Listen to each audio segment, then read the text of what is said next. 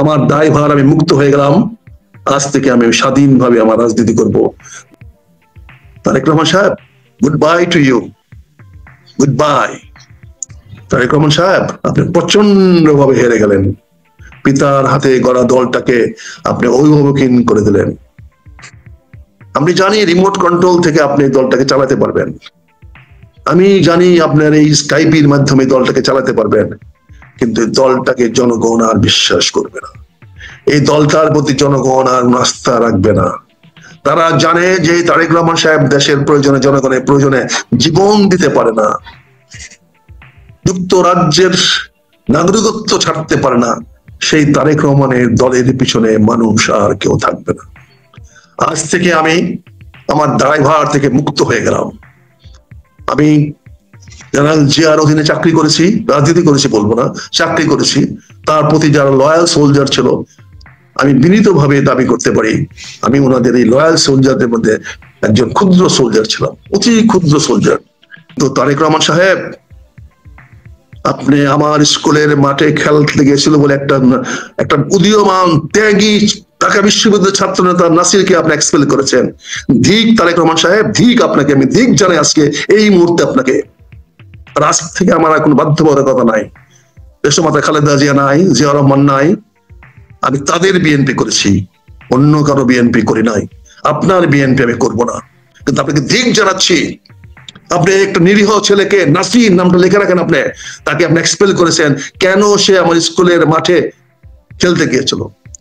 আপনি অনেক, আমার কাছে কেউ আসলে সঙ্গে সঙ্গে আপনার চামচারা আপনাকে জানাইছে, আপনি বহিষ্কার করেছেন। বিশাল ক্ষমতাশালী ব্যক্তি, আপনি যাকে তাকে যখন তখন খুশি বহিষ্কার করে ফেলেন। তারেক রহমান সাহেব, goodbye to you, goodbye, very very good bye.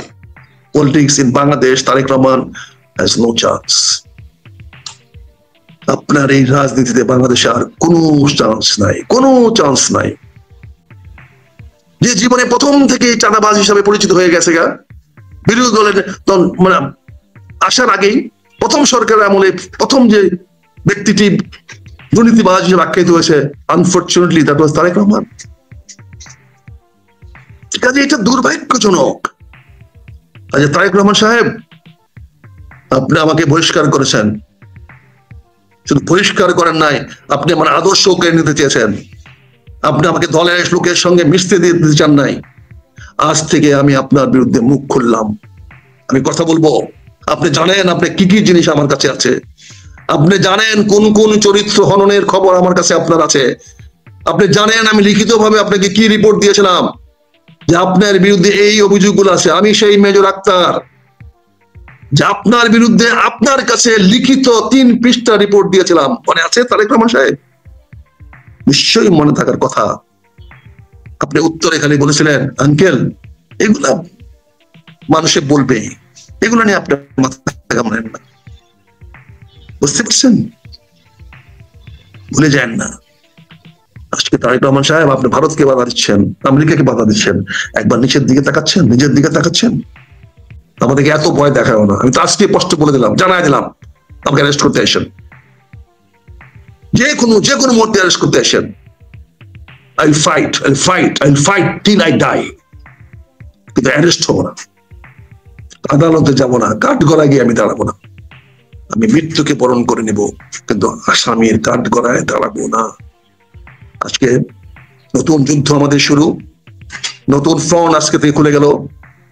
দেশমাতা নাই, শহীদ জিয়া নাই, আমার কোনো দায়িত্ব নাই। আমার দায়ভার আমি মুক্ত হয়ে গেলাম।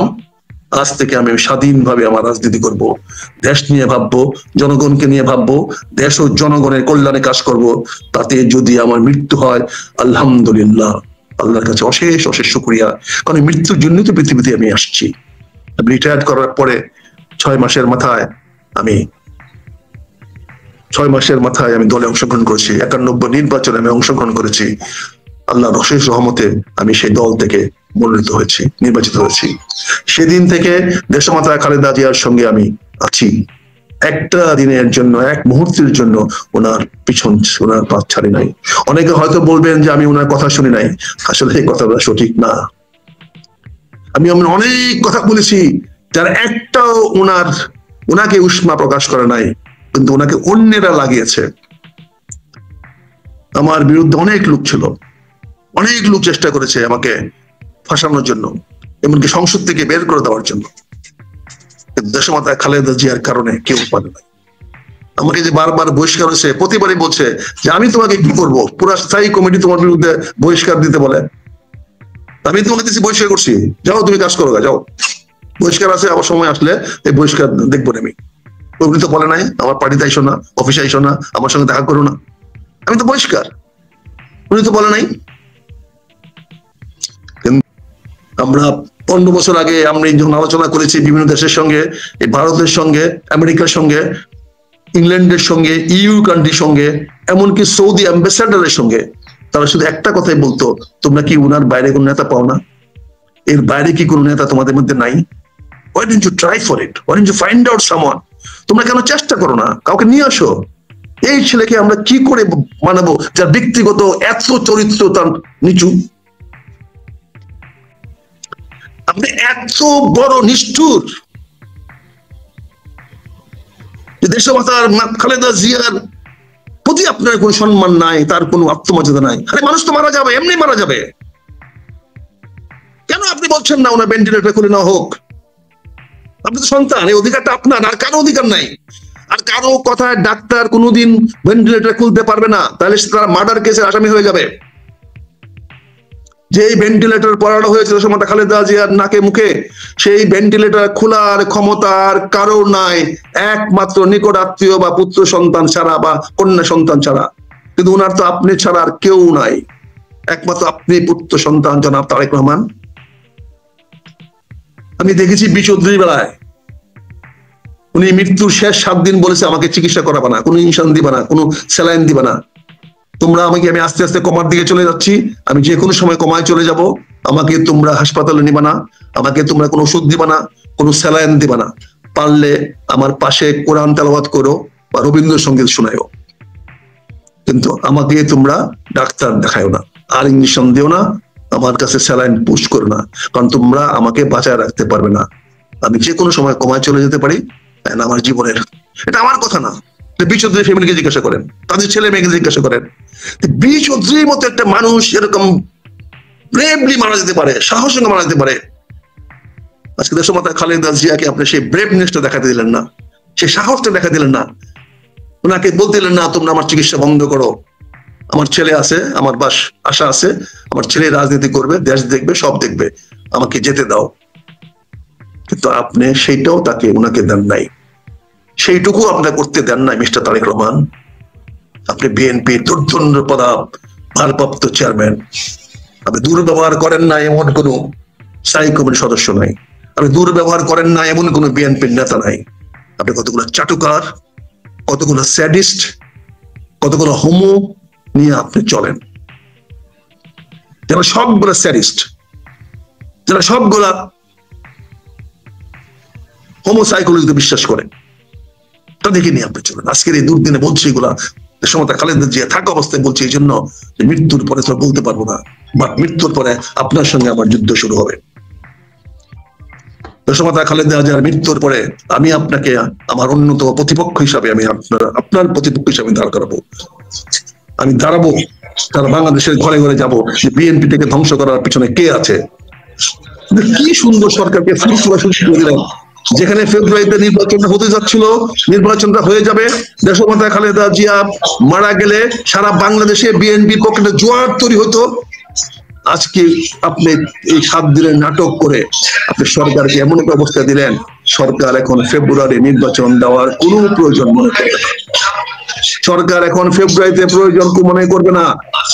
এখন এই সরকার জামাত ইসলামের নিয়ন্ত্রণে আছে, নিয়ন্ত্রণে থাকবে এবং তারাই দেশ চালাবে, এবং তারা সুপ্রিম কোর্টে বৈধতা পেয়ে গেছে, এখন নির্বাচনে দেওয়ার কোনো কারণ নাই, তারা ডিক্লেয়ার করে দিবে no election till we are in power. আমরা যতদিন ক্ষমতায় আছি ততদিন আর নির্বাচনের দরকার নাই। এই সুযোগটা কিন্তু আজকে এই সরকার পেয়ে গেল, এবং এই সরকারকে আর্মি সহযোগিতা করবে, পুলিশ সহযোগিতা করবে, সকল লোক জানবে যে এই সরকার একটা স্থায়ী সরকার। যখনই মানুষ জেনে যাবে এই সরকারটা 3 বছর বা 5 বছরের জন্য স্থায়ী হয়ে গেছে, নির্বাচিত সরকারের কথা কেউ বলবে না, কোনো প্রয়োজন নাই। সবাই বলবে যে নির্বাচনের জন্য কোন রাজনৈতিক দল প্রস্তুত না, এবং সকল রাজনৈতিক দলই বলবে আমাদের নির্বাচন দরকার নাই, আপনি যে কদিন পারেন দেশ শান্ত করেন, এই চাঁদাবাজ, দুর্নীতিবাজ, দুষ্কৃতিকারী, স্যাডিস্ট, এই হোমো, এই সমস্ত গুলাকে আপনি দূর করেন, এগুলাকে আপনি শাসন করেন, এগুলাকে আপনি নিস্তার করে পরিষ্কার করেন, দেশটাকে ক্লিন করেন। নতুন করে আমরা হতে চাই না অন্তর্বর্তী সরকার থাকো 5 বছর। আমিও মনে করি এখন অন্তর্বর্তী সরকার 5 বছর থাকা উচিত। যদি হ্যাডম থাকে তারা নির্বাচন আদায় করেন, নির্বাচন ফেব্রুয়ারিতে হবে না। যদি বিএনপির হ্যাডম থাকে, যে হ্যাডম আগে দেখাইছিলেন, এই হ্যাডম যদি থাকে তাহলে ফেব্রুয়ারিতে নির্বাচনটা করায় দেখি, তাহলে বুঝবো যে হ্যাঁ। তবে এটা ঠিক, এই সরকার আবার ঝুঁকি একটা নিবে কি নিবে না সেটা সরকার চিন্তা করবে। রহমান সাহেবের কাছে বলতে চাই, যেহেতু ডক্টর ইউনূস কমিট করেছে,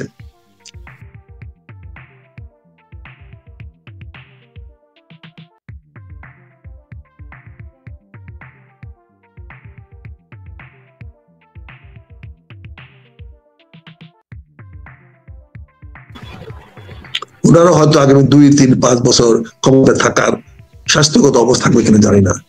তিনি হয়তো যদি জনগণের প্রতি, দেশের প্রতি দরদ থাকে, তাহলে উনিও হয়তো ফেব্রুয়ারি নির্বাচনের তারিখ ঠিক রাখতে পারেন। এটা নির্ভর করছে সম্পূর্ণ প্রধান উপদেষ্টা জনাব ডক্টর ইউনূস সাহেবের ইচ্ছার উপরে। কিন্তু কোন রাজনৈতিক চাপে এখন নির্বাচন হবে না, এখন নির্বাচন হওয়ার কোনো সুযোগ নাই।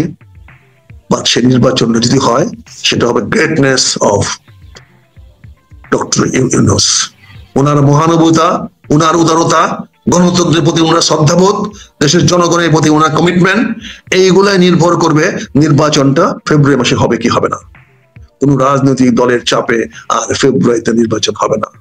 আর আগামী নির্বাচনে বিএনপির আসার অবস্থা কতটুকু আছে আমরা দেখতে পাচ্ছি। যেখানেই কান পাতি, যেখানেই মানুষের কথা বলি, স্যার জামাত চলে আসবে, স্যার ভাই জামাত চলে আসবে।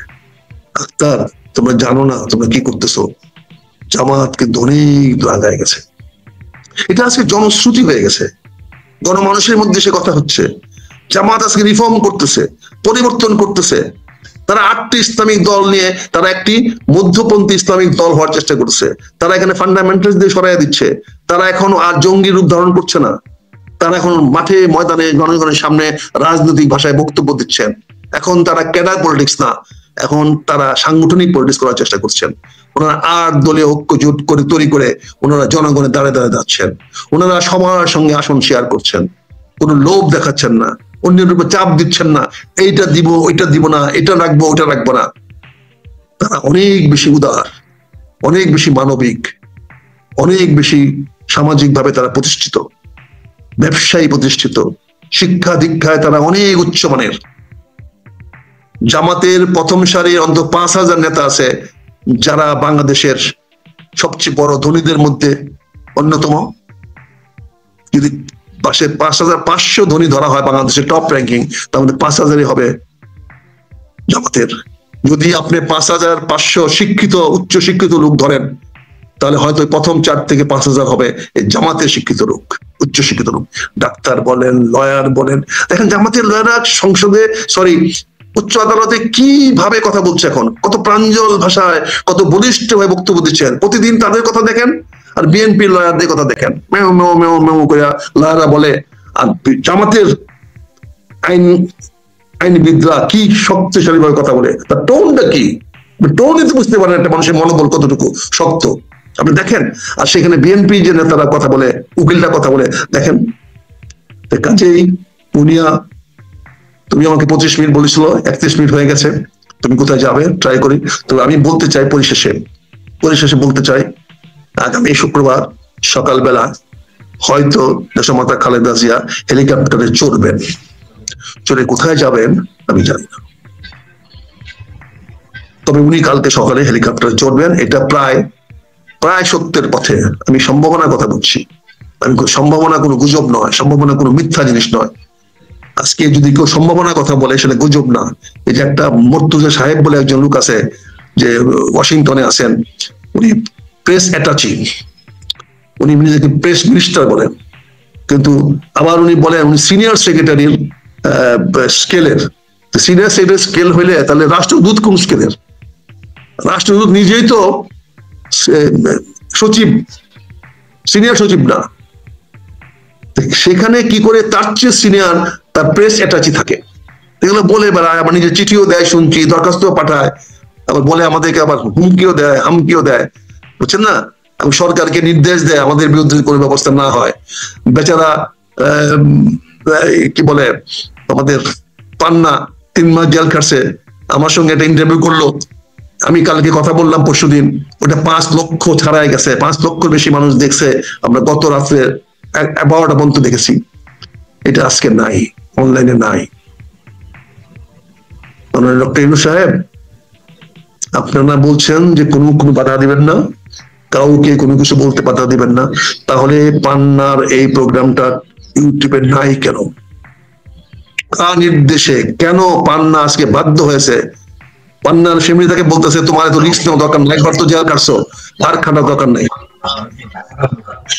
এর সকল দায়ভার আমি নিয়েছি। আমি বলছি পান্না অনুষ্ঠান করেছে, প্রশ্ন করেছে, জবাব দিয়েছি আমি, এর দায়ভার আমার দায়ভার। আর আমি তো এবার অ্যারেস্ট হবো না, আমাকে অ্যারেস্ট করতে আসলে মারামারি করবো যাতে আমি গুলি খাই, so that I am finished, উকিলের টাকা খাওয়াবো না। আমাকে যদি কোনো কেউ পুলিশ বা কেউ গ্রেফতার করতে আসে, আমি তার সঙ্গে মারামারি করব, গুলাগুলির মতো ব্যবস্থা করবো যাতে তারা আমাকে গুলি করে মেরে ফেলে। আমি তো গ্রেফতার বরণ করবো না, আমি বলে দিচ্ছি আপনাকে, আজকে স্পষ্ট করে বলে দিচ্ছি, আমাদের চোখ লাগায়েন না, আমাদের দিকে চোখ লাগায় কথা বলেন না, চোখ খুলে ফেলবো। প্রিয় দেশবাসী, আপনাদের কাছে অনুরোধ, আমি যা বলি আপনাদের কাছে আমার বিবেক থেকে বলি, কোনো আশা নিয়ে বলি না, কোনো লোভের জন্য বলি না, কোনো লাভের জন্য বলি না। আজকে মুর্তজার মতো বেটা আমাকে বলে লেখে ওনার বিরুদ্ধে কোনো অ্যাকশন নিয়েন না, সেজন্য সরকারের বড় বাহাদুর। আমি ডক্টর ইউনূস সাহেবের কাছে বিনীতভাবে অনুরোধ করব, কেন মুর্তজা এই কথা বললো, আপনি প্রেস সেক্রেটারি কি করে আমাকে থ্রেট করলো, কেন পান্নাকে থ্রেট করলো? আমরা কি অপরাধ করেছি? আমরা কি গুজব ছড়াইছি? আমরা কি মিথ্যা কথা বলেছি? আমরা সম্ভাবনার কথা বলেছি। সম্ভাবনা কখনো মিথ্যা হয় না, সম্ভাবনা কখনো গুজব হয় না। গুজব হইতে হলে তার অরিজিনেটর থাকে না, কে কথাটা বলছে তার থাকে না। আমি তো নিজের কণ্ঠে বলেছি, টেলিভিশনের সামনে, এই ইউটিউবের সামনে আমি বলেছি, তাহলে সেটা গুজব হবে কেন? সেটা মিথ্যা হবে কেন? আমি সম্ভাবনার কথা বলেছি। আমি কি বলতে পারি না ডক্টর ইউনূস আরো 100 বছর বেঁচে থাকবেন? এটা কি মিথ্যা হবে? এটা কি গুজব হবে? এটা আমার সম্ভাবনার কথা বলছি। আমি কি বলতে পারি না আল্লাহ মুর্তজার উপরে গজব নাযিল করবে? এটা কি মিথ্যা হবে? এটা কি গুজব হবে? এটা আমার কামনা হতে পারে, এটা আমার আকাঙ্ক্ষা হতে পারে, কিন্তু আমি চাই না মুর্তজার উপর কোন রকম দুর্যোগ নেমে আসুক। কিন্তু আমরা অনেক কথা বলতে পারি, অনেক কথা বলছে, কিন্তু তুমি সরকারি চাকরি করো, প্রেস অ্যাটাচি, তুমি তো সাংবাদিক না, তুমি এখন প্রেস অ্যাটাচি, প্রেস মিনিস্টারই বলো আর প্রেস প্রধান প্রাইম মিনিস্টারই বলো, তোমার তো যা ইচ্ছা তা তোমার ভেরিফাইড ফেসবুকে লিখতে পারো না, অন্যকে উদ্দেশ্য করে বলতে পারো না, তুমি তোমার মতামত দিতে পারো, কিন্তু কারো ব্যক্তির নাম নিয়ে কথা বলতে পারো না। একজন সরকারি কর্মচারী তুমি, মাইন্ডেড, এটা মনে রেখো তুমি ভাই, এত বড় সাংবাদিক দেখাও না। আন্নারে তো আর কোনো কিছু মানুষের বোঝে ধরে না যে কে এই দেশের ভিতরে এত ক্ষমতাসীন মানুষ, কি কেউ কোনো অংশ আছে যে তাকে আটকে রাখতে পারে?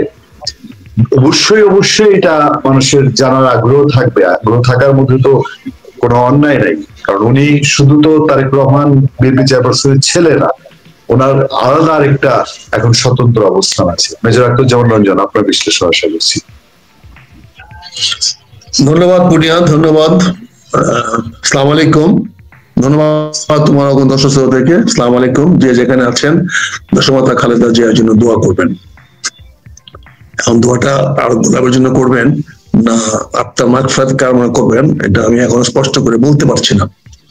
যাই হোক, বিষয়টা তুমি বলছো সরকারি চমৎকার বৈধতা, হ্যাঁ এটা দারুণ কাজ হয়েছে। সুপ্রিম কোর্ট অত্যন্ত অনুগত থেকে এই সরকারকে বৈধতা দিয়েছে। নেসিটি অফ ডক্ট্রিন ছিল 2024 সনের 5ই আগস্ট। তৎকালীন সময়ে তৎকালীন বিচারপতিরা মুজিবুদ্দিন নামে যে একটা নির্দেশ প্রদান করা হয়েছিল সেটাকে আজকে বৈধ দেওয়া হলো। এতে নির্বাচনের সঙ্গে এর কোনো সম্পর্ক নাই, এবং আগামী সরকার এসে কি করবে তার সঙ্গে সম্পর্ক নাই। এই সরকার সিদ্ধান্ত নিয়েছে ফেব্রুয়ারি মাসে নির্বাচন দিবে। এখন বিভিন্ন পটভূমিকা তৈরি হয়েছে, যে পটভূমিকায় অনেকে বলছে দেশে এখন স্বাভাবিক অবস্থায় নাই। দেশে তো স্বাভাবিক অবস্থা আরো 1 বছর 1.5 বছর আগেও ছিল না। তখনও তো একই কথা বলা হয়েছে যে 18 মাসের মাথার মধ্যে এটা একটা নির্বাচনের সিদ্ধান্ত আসতে হবে, এবং আল্লাহর রহমতে সেই সিদ্ধান্তটা আসছে। এখন এই সরকারের পক্ষে পুরা নভেম্বর মাসটা এবং ডিসেম্বর মাসটা তাদের ফেভারে যাচ্ছে, তাদের অনুকূলে যাচ্ছে, এবং সরকার চমৎকার চমৎকার সিদ্ধান্ত নিয়েছেন যাতে সরকারকে কেউ কোনোভাবেই বলতে না পারে যে দেশমাতা খালেদা জিয়ার চিকিৎসার জন্য সরকার এতটুকু ত্রুটি করেছে। আমি ধন্যবাদ জানাই, সরকারের ভিতরে কি আছে তা আমি জানি না, অন্তরে কি আছে আমি জানি না, কিন্তু সরকার যে বিষয়গুলো করেছে প্রাথমিকভাবে আমি খুব জানিয়েছিলাম, প্রাথমিকভাবে বলেছিলাম যে আপনি এগুলো কেন করতেছেন না, কেন চিকিৎসার ব্যবস্থা করছেন না, কেন আপনি হাসপাতালে যাচ্ছেন না, কেন আপনি দেখছেন না। এগুলো কিন্তু তোমার মাধ্যমে এবং অন্যান্য টেলিভিশনের বা ইউটিউবের মাধ্যমে আমি প্রচন্ড ভাবে খুব জানিয়েছিলাম। আল্লাহর কাছে শুকরিয়া, ডক্টর ইউনূস সাহেব আমাদের প্রতিটি কথার উপরে কর্ণপাত করেছেন, ওনার কগনিজেন্সি নিয়েছেন, এবং সবচেয়ে সৌভাগ্যবান আমরা যে উনি প্রতিটি বিষয়ে ব্যবস্থা নিয়েছেন। তিনি হাসপাতালে খোঁজ খবর নিয়েছেন, নিজে হাসপাতালে গিয়েছেন, তিনি 3 বাহিনী প্রধানকে পাঠিয়েছেন, চিকিৎসার সকল ব্যবস্থা করেছেন। তিনি লন্ডন থেকে বিশেষজ্ঞ আসার ব্যবস্থা সেটাও উনি করে দিয়েছেন, কোনো বাধা দেন নাই। চীন থেকে একজন স্পেশাল একটা টিমও উনি শেষ পর্যন্ত গত রাত্রে এনে দিয়েছেন, তারাও বাংলাদেশে চলে আসছে। এখন ছিল যে সবার দাবি যে বাংলাদেশে এখন তারা সবাই বলছে হয়তো যে এই দেশে চিকিৎসা করা সম্ভব নয়, সেটার জন্য প্রধান উপদেষ্টা মহোদয় প্রস্তুতি নিয়ে নিয়েছেন। কাতারের থেকে একটা এয়ার অ্যাম্বুলেন্স নিয়ে আসছেন। আপনি জানেন কাতারের এয়ার অ্যাম্বুলেন্স মানে it is hospital, it is not ambulance, এটা একটা হসপিটাল। এটার মধ্যে যে কোনো ধরনের রোগীকে অন্তত 24 থেকে 48 ঘন্টা ওখানে রাখা যায়। সাধারণত কোনো ফ্লাইট 24 ঘন্টা হয় না, সাধারণত ভাইস ফ্লাইট 11 বা 14 ঘন্টা ছিল আগে, এখন এটা কমে আসছে বোয়িং এর গতির কারণে। ফলে 10 থেকে 12 ঘন্টার বেশি ফ্লাইটের দরকার পড়বে না, যদি না কোনো কারণে ইমার্জেন্সি কারণে কোথাও সমস্যা হয় বা হিথ্রো এয়ারপোর্টে নামতে কোনো সমস্যা হয়।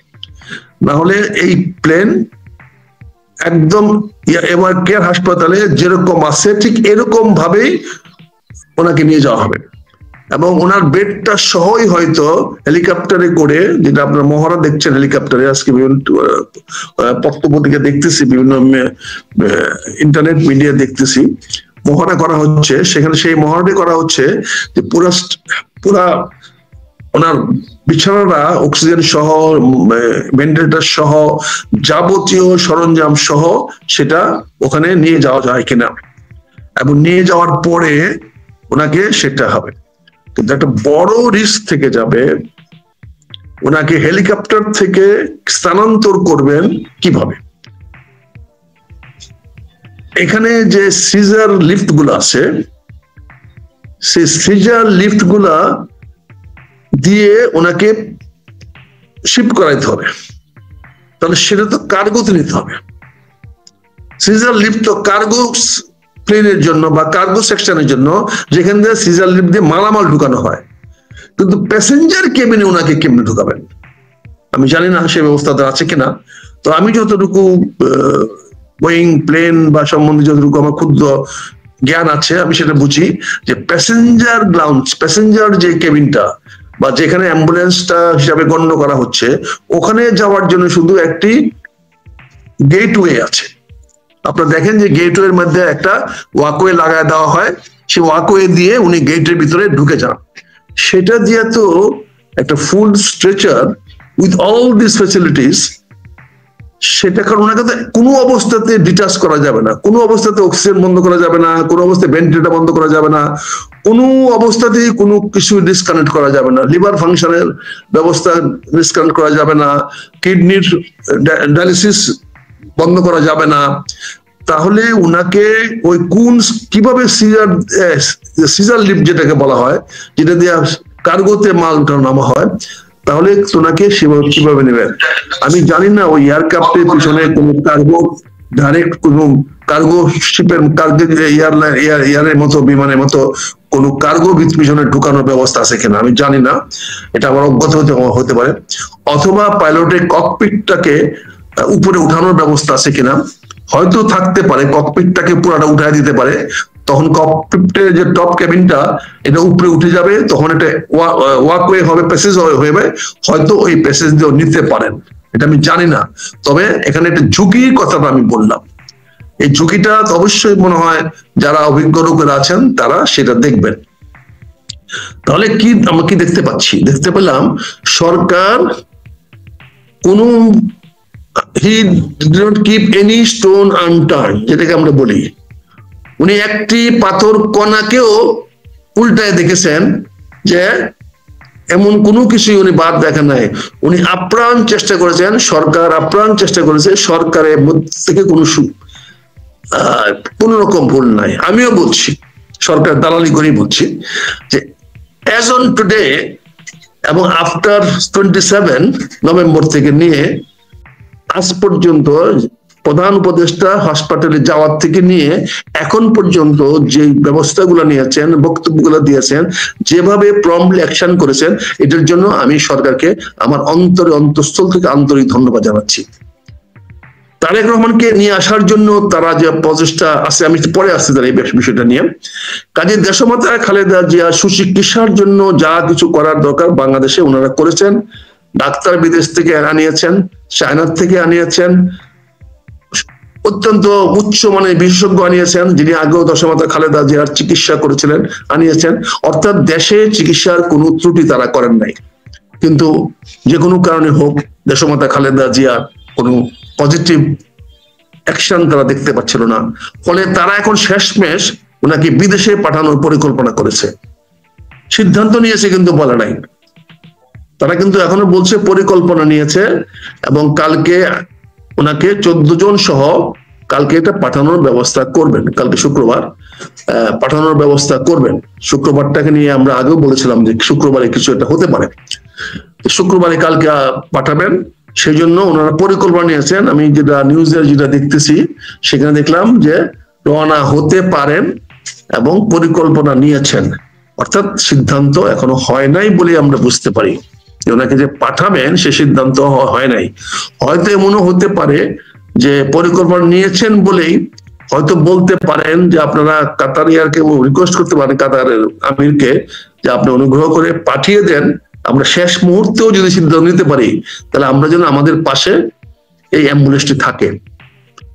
জানেন যে তেল খরচ হবে, এটা খুব নেগলিজেবল, এটা একটা সরকারের জন্য একটা কাতার থেকে একটা বিমান আসা বা কাতার আবার ফেরত যাওয়া, এটা তেল খরচ, অপারেশন খরচ, এটা সরকারের জন্য কিছুই না। এটা যে কোনো একজন বিজনেসম্যান এটা ব্যয় বহন করতে পারে। কাজেই হয়তো কাতারের প্লেনটা আজকে রাত্রে চলেও আসতে পারে। আমরা অতীতও দেখেছি 111 সময় দেশমাতা খালেদা জিয়াকে বিদেশে পাঠিয়ে দেওয়ার জন্য সৌদি আরবে পাঠিয়ে দেওয়ার, বিশেষ করে সৌদি আরব থেকে এরকম একটা এয়ারক্রাফট বোয়িং কে ঢাকায় এনে 4-5 দিন রাখা হয়েছিল, 4-5 দিন রাখা হয়েছিল, এবং তখনও আমরা প্রতিবাদ করে ওনাকে আটকাইছি, যাইতে দেই নাই, রেখেছিলাম। যাই হোক, সেটা অতীত ইতিহাসে বলে লাভ নাই, নিজের কথা নিজে আর বলে লাভ নাই। এখন আমরা সেটা বলছি, অতীত আমরা দেখেছি যে বিদেশিরা এরকম প্লেন পাঠিয়ে দেয়, অনেকটা সরকারের অনুকূলে তারা সিদ্ধান্ত নেয়। তো এবার যেহেতু কাতার সরকারের অনুকূলে আছে, মানে কাতার থেকে, কারণ সৌদি আরব এবার সরকারের অনুকূলে নাই, কাতার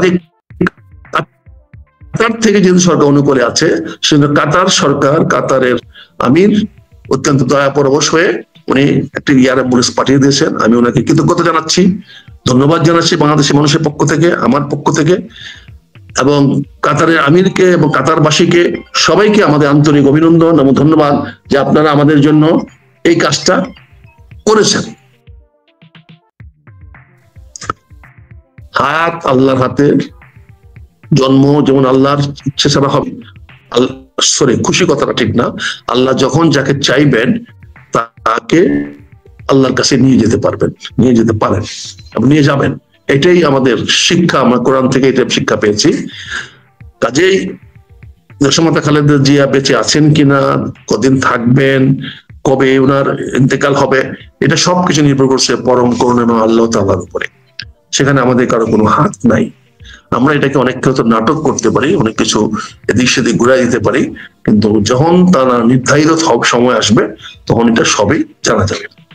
কাজে কালকে সরকার কালকে পর্যন্ত যে পরিকল্পনা নিয়েছে, এটার জন্য আমি ডক্টর ইউনূস সাহেবকে অত্যন্ত অত্যন্ত ধন্যবাদ, আন্তরিক ধন্যবাদ জানাতে চাই, যেহেতু এইগুলো আমার একটা ডিমান্ড ছিল।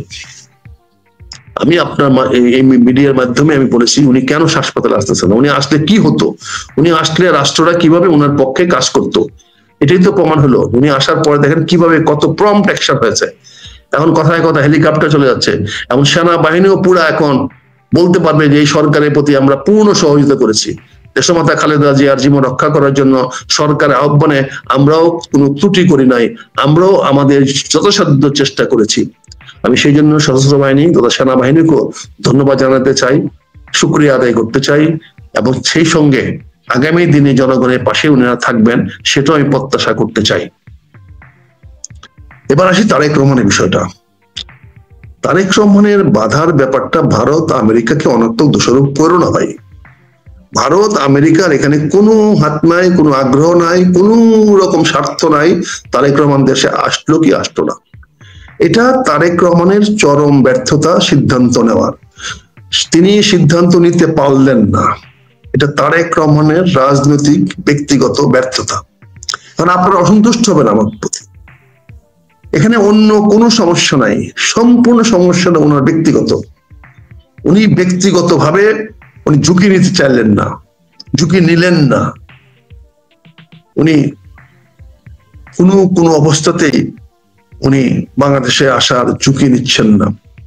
কিন্তু সরকার যেহেতু ওনার অনুকূলে আছে, সরকারের সঙ্গে বন্ধুত্ব আছে, সেই জন্য ওনার অনুরোধে হয়তো সরকার দেশমাতা খালেদা জিয়াকে কাতারের এয়ার অ্যাম্বুলেন্সে করে লন্ডনে পাঠিয়ে দেওয়ার ব্যবস্থা করা হচ্ছে।